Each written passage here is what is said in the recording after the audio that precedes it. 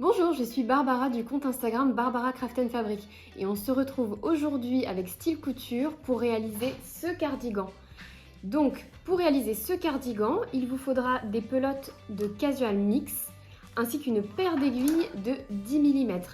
Grâce aux tutos vidéo qui vont suivre, vous allez pouvoir apprendre à monter des mailles, réaliser des mailles endroits, des mailles envers, des diminutions, des augmentations et toutes les techniques annexes pour pouvoir tricoter votre cardigan. Je l'ai pensé en 3 tailles, en S, M et L. Le modèle que vous voyez juste ici est tricoté en M. C'est un modèle qui se veut un petit peu loose, qui se porte un petit peu large. Donc j'espère que ça vous plaira et que vous tricoterez votre cardigan.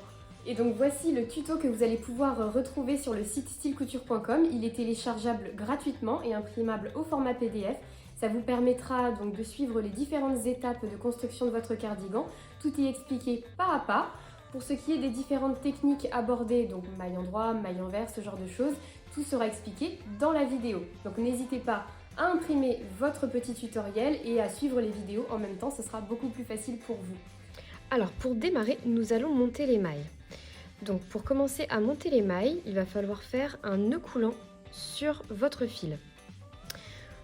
Par rapport à la longueur de fil nécessaire, il faut compter en général 3 fois la longueur finie de votre pièce.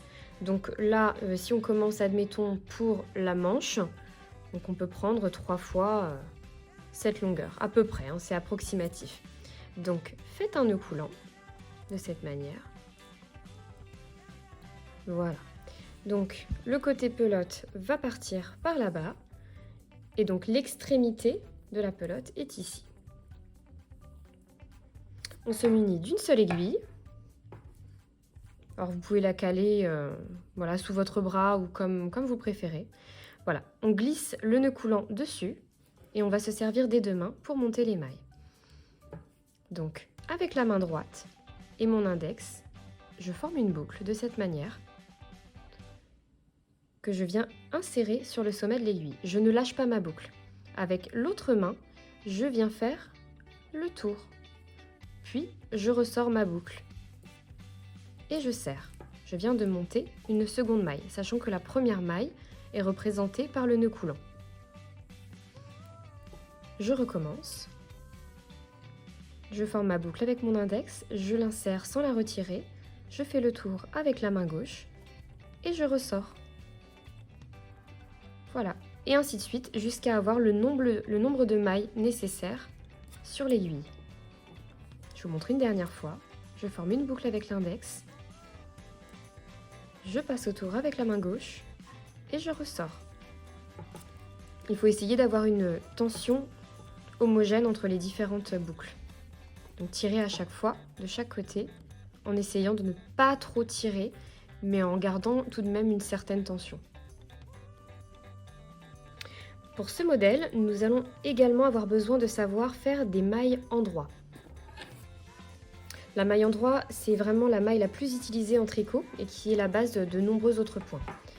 Alors, pour faire une maille endroit, vous insérez votre aiguille droite dans la maille. Vous allez former un X de cette manière. Voilà, je vous montre. Et avec le fil relié à la pelote, donc pas l'extrémité qui est ici, l'autre côté qui est relié à la pelote, vous allez venir faire le tour de l'aiguille de cette manière et vous ressortez la boucle. Voilà, vous lâchez. On recommence. On insère de manière à former une croix dans la maille. On fait le tour avec le fil. Et on sort la boucle. Il faut ensuite lâcher cette maille de l'aiguille. Voilà.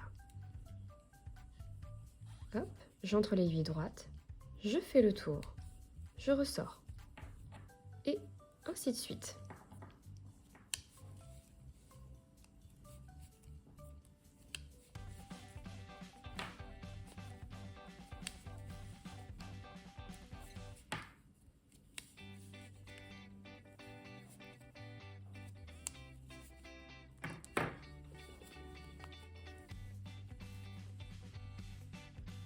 Voilà, donc la maille endroit est reconnaissable par le fait qu'elle forme des petits V de cette manière. Passons ensuite à la maille envers. La maille envers, c'est le pendant de la maille endroit, c'est-à-dire que de ce côté, j'ai des mailles endroits, et de l'autre côté, cela correspond donc à une maille envers, qui est représentée par un petit trait horizontal, et non plus par un V. Pour réaliser une maille envers, j'insère mon aiguille de cette manière, donc on ne croise pas dans ce sens-là, je l'insère de cette manière, et je viens faire le tour avec mon fil. Je vous remontre. J'insère, comme ceci. Je viens faire le tour. Je sors la boucle et je tire. Encore une fois, je fais le tour et je tire. Voilà, donc là on a 3 mailles endroits. Et je continue, ainsi de suite, tant que le modèle le précise.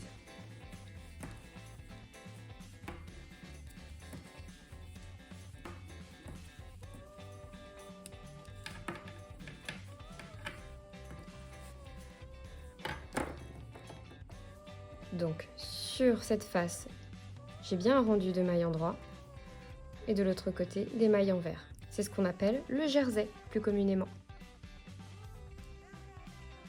Pour démarrer votre ouvrage, vous allez avoir besoin de faire des cottes 1-1. C'est une alternance de mailles endroit et de mailles envers. C'est un point qui est relativement élastique. Donc on commence par une maille endroit, puis une maille envers, de nouveau une maille endroit, suivie d'une maille envers,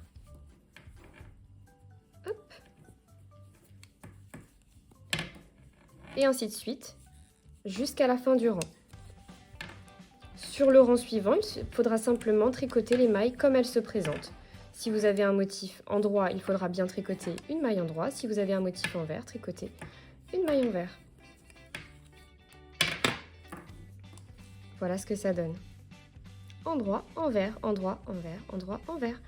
Et donc, sur l'arrière du motif, quand vous allez tricoter le rang suivant, ici, vous allez commencer par une maille endroit, puis une maille envers, puis une maille endroit, etc., etc. Pour réaliser ce cardigan, vous aurez également besoin de maîtriser d'autres techniques, comme par exemple les diminutions et les augmentations. Donc nous allons commencer par les diminutions. Il va y avoir 2 types de diminutions à maîtriser. Vous avez le fait de tricoter 2 mailles ensemble ou le fait de travailler sur surjet simple. En fait, le rendu ne sera pas le même et permettra d'avoir une harmonie, notamment sur les 2 devants que vous aurez à tricoter. Cela permettra d'avoir des mailles tantôt penchées vers la droite, tantôt penchées vers la gauche. Alors, commençons par le fait de tricoter 2 mailles ensemble. Là, quand vous avez 2 mailles ensemble à tricoter à l'endroit, il suffit de venir prendre les 2 mailles de cette manière, de les piquer ensemble et les tricoter comme une seule et même maille. Donc, à la place de 2 mailles, vous n'en obtenez plus qu'une sur l'aiguille. On recommence. Voilà, on tricote 2 mailles ensemble. C'est une des diminutions les plus courantes, les plus faciles à réaliser. Passons à présent au surjet simple. Donc c'est une diminution, comme le fait de tricoter 2 mailles ensemble. Pour le surjet simple, vous allez glisser la première maille sans la tricoter, mais comme si vous alliez la tricoter à l'endroit. Vous la glissez, vous tricotez la suivante à l'endroit, puis vous venez récupérer votre première maille qui a été glissée et vous la rabattez sur la seconde. Vous voyez, on vient de réaliser une diminution par surjet simple. On procède ainsi pour la suivante. Je viens glisser ma maille sur l'autre aiguille sans la tricoter. Je tricote la suivante et je rabats la maille glissée sur la maille endroit. Voilà, ce sont des surjets simples qui permettent d'obtenir une maille qui est légèrement penchée vers la gauche. Le fait de tricoter 2 mailles ensemble permettra d'obtenir une maille qui sera légèrement penchée vers la droite. Pour réaliser les frises de motifs, vous allez avoir besoin de maîtriser le jeté. Alors, pour faire un jeté, c'est une forme d'augmentation, si l'on veut, qui permet de créer un jour un trou dans l'ouvrage.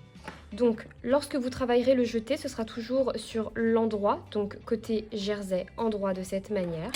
Et il vous suffira de passer le fil sur l'avant, puis de tricoter la prochaine maille qui est indiquée dans le patron. Et donc vous voyez, cette boucle que nous obtenons ici, entre deux mailles, permettra de créer un jour un trou dans votre ouvrage. Passons à présent à l'augmentation intercalaire. L'augmentation intercalaire permet d'insérer une maille entre deux mailles pour faire donc une augmentation, ce qui permet d'augmenter la largeur de votre ouvrage. C'est le cas notamment pour les manches. Donc pour réaliser cette augmentation intercalaire lorsqu'elle vous est demandée, voilà, donc on veut la faire à cet endroit-là, entre ces deux mailles. Je veux une augmentation ici. Je viens soulever le brin horizontal qui se trouve entre les deux mailles. Et je le place sur mon aiguille gauche. Vous voyez? Je recommence. Je viens soulever à l'aide de mon aiguille droite le fil horizontal et je le pose sur l'aiguille gauche. Ensuite, je viens tricoter cette boucle, cette maille qui est posée ici, à l'endroit par le brin arrière qui est ici, là. Donc j'insère mon aiguille, donc non pas comme ça, mais à l'arrière, par le brin arrière, et je tricote une maille en droit, et je poursuis mon ouvrage. Et si vous regardez bien, nous avons une nouvelle maille entre ces deux-là. Une nouvelle maille qui sera quasi invisible, qui ne va pas laisser de trou sur l'ouvrage. Lorsque vous serez arrivé à la fin de votre ouvrage, il sera demandé de rabattre souplement les mailles.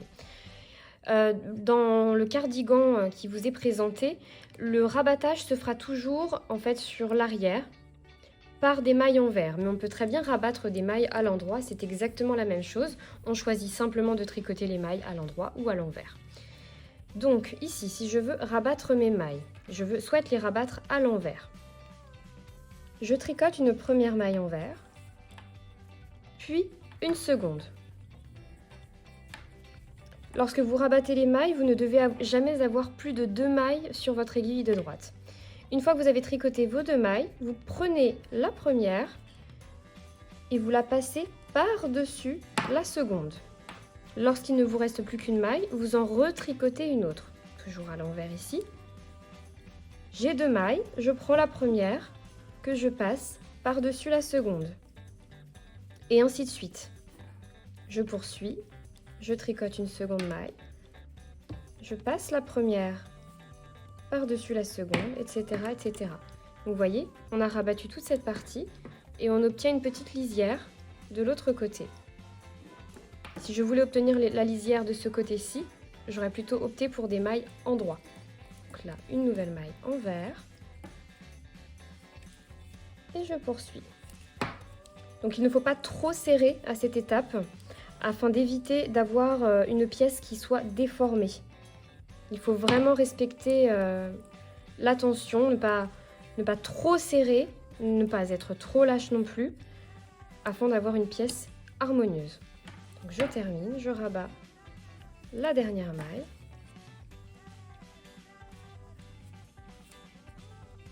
Voilà, et vous pouvez ensuite tirer sur le fil.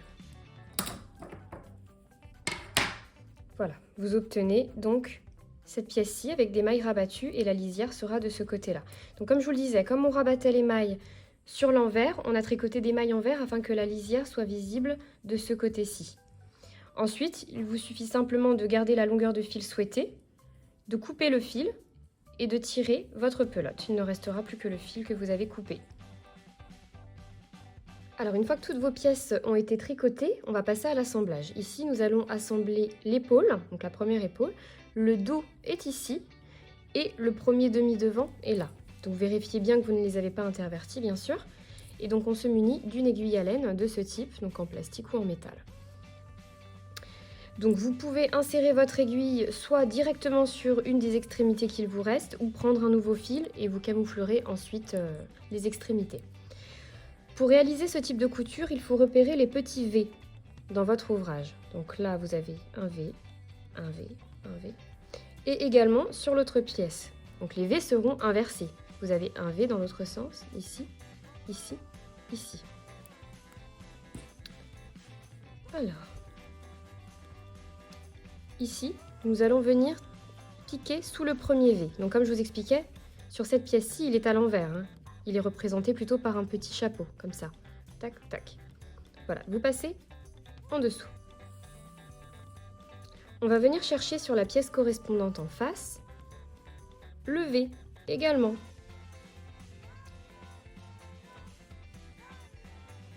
Donc, vous en avez un ici et un également ici, donc qui est un petit peu déformé, mais il faut bien prendre celui qui est à côté de celui-ci. Donc un ici et l'autre va être matérialisé comme ça.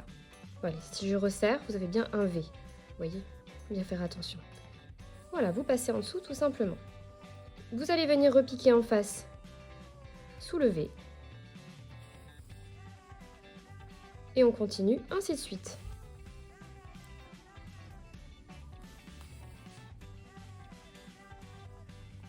Voilà. Et ça permet d'obtenir une couture dite invisible. Vous voyez? Ça ne se voit pas. Alors après, il y a deux possibilités. Soit vous tirez sur le fil pour resserrer très fort les extrémités. Ça va être intéressant dans le cas de fibres très fines et très duveteuses où la couture intérieure ne sera pas très épaisse. Dans ce type de cas, on a quand même une maille assez épaisse, assez lourde et assez grosse. Donc mieux vaut plutôt continuer ainsi sans serrer pour ne pas alourdir la couture intérieure. Elle risquerait de peser un petit peu lourd sur l'épaule. Donc on reste comme ça, sans mettre trop de tension. Parce que si vous serrez, vous pouvez le faire. Voilà, on aura également une couture invisible. Toutefois, ici, nous aurons une grosse épaisseur qui ne sera pas très agréable au porté. Passons ensuite aux coutures latérales. Donc les coutures latérales, c'est ce qui va vous permettre d'assembler par les grands côtés le dos à chacun des deux devants, mais également de faire la couture de votre manche. L'idée, encore une fois, c'est d'obtenir une couture le plus invisible possible. Donc, pour assembler les deux côtés, il va falloir passer votre fil systématiquement sous les petits traits horizontaux. Vous voyez, vous repérez, voilà, comme ça. Donc là, j'ai mon fil, c'est le fil de montage de mon tricot que j'ai gardé, dont j'ai gardé une certaine longueur, mais vous pouvez prendre un autre fil. Je viens chercher la correspondance en face. Donc là, on est ici, je vais venir chercher en bas, pour ne pas avoir de décalage. Voilà. Ensuite, je reviens de l'autre côté et je repère le prochain fil horizontal sur la bordure. C'est ici. Et encore de l'autre côté, je viens chercher le prochain fil horizontal. Voilà. Et ainsi de suite, c'est vraiment très simple. Vous voyez? On ne voit pas de couture. C'est assez magique. Je continue.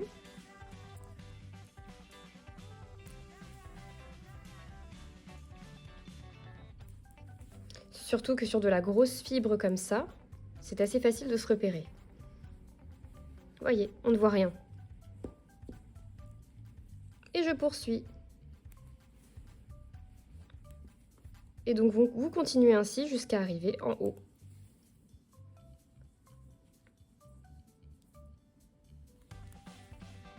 C'est assez magique, hein? Vous voyez? On ne voit absolument pas de couture. C'est ce qu'on appelle une couture horizontale. Et c'est hyper simple à réaliser. Ensuite, il ne vous restera plus que assembler les manches au corps de votre cardigan. Donc là, on va avoir une couture dite perpendiculaire, puisque vous avez une pièce dans ce sens et une autre pièce dans ce sens. Donc là, vous allez marquer le milieu de votre manche. Donc admettons que ce soit ici, c'est juste pour l'exemple. Vous allez venir piquer sous un premier V. Voilà, c'est toujours la même chose en fait. Et ici, vous allez venir repérer sous cette pièce la petite ligne horizontale comme pour les coutures latérales. Donc elle va se trouver ici. Puis vous repiquez sous le prochain V. Encore une fois, c'est très simple. Puis encore une fois, vous allez venir chercher le petit trait horizontal. Et on poursuit.